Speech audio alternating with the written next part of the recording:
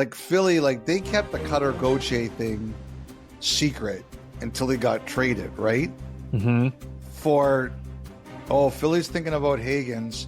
That one smelled a little bit to me. Like, it's wild. Like, Denwyer, I've heard he's rising. Brady Martin, I've heard he's rising. Roger McQueen, he was hurt a lot last year. I think there's a lot of really interesting questions about him. Like, I think, like, it just sounds like from team to team, there is so much variance. And also, I think some of these teams are willing to move around. Like last year, nobody was willing to move around. This year, they are. I always say it every year, and it's never as crazy as I hope. But I think this draft year, I hope I'm right this year. It's like the housing bubble's gonna burst. One of these years, we're gonna be right. Yes. I really think this one has a chance to be crazy. And this Frondell thing, number 2, like again, he's a good player. But people are trying to decide with San Jose, is this real or is this another draft smokescreen? One thing I heard too, like you mentioned Denoye kind of rising, like if he gets into potentially second or third, and then there's a player available at 4 that maybe other teams didn't anticipate being there, and 4 belonging to the Utah Mammoth, who would love to do something big. Like, someone just made the point to me, like, there's the opportunity could present themselves that a team that's excited about a player there at the 4 spot offer up something for Utah to give them immediate help, and suddenly that pick becomes in play. Like, yeah, you're right. I think like, there's a few teams like that. I think Yeah. there's a few like that. The way this draft is shaping up, there could be lots of opportunity to move around. I think there's some teams here that could really set tones. I think I think Utah could. I think Chicago could. I think Philly could. I think Buffalo could, because they got players people are trying to trade for. I wonder if the Rangers try to move up. Like, that's another one I'm kind of wondering there. Darsh is a really interesting one. Like Darsh just got the job. I'm wondering if he's having trouble finding time to breathe right now, because there's so many rumors flying around the Islanders. You can't keep track of them all, trying to figure out which ones are real and which ones aren't. It's like there are some teams here that could really set the draft on its ear.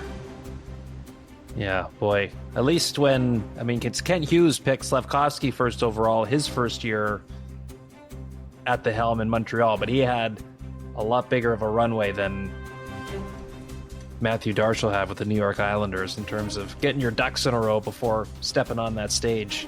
I guess it won't be him stepping on the stage this year, though. Making the call in from the Zoom from home base on Long Island.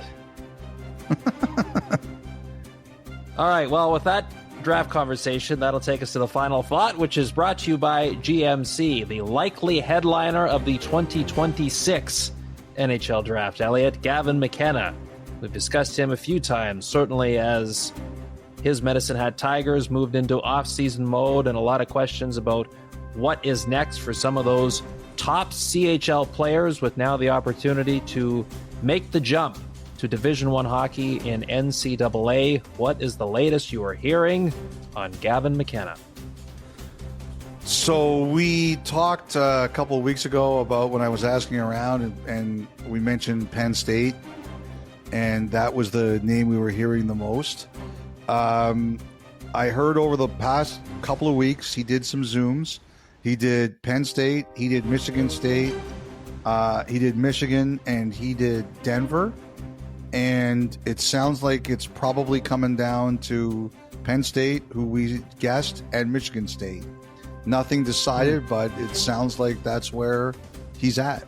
So we'll see where it goes. I mean, I have to, like I said before, it's not something I'm on top of, like the CHL and the NCAA, but judging from the reaction the last time we talked about it, people are really interested. They're really into this. So we'll see how it ends up. Potentially join his Medicine Hat teammate Caden Lindstrom in Michigan State if he did that. But holy smokes, yeah, whether it's them or Penn State, who have really emerged on the scene, as we talked about, on the men's Division I level, boy, what a get that could be for any program with the opportunity to add Gavin McKenna into the fold. That's going to be, of that category, that'll be the biggest story this summer, is where he ends up playing in the fall. Yeah. A lot of eyeballs on that. All right, that was the final thought, brought to you by GMC. We'll take our first break. We still have our interview with Matthew Schaefer to come, but before we get to that, the Thought Line. 32 Thoughts, the podcast, continues after this.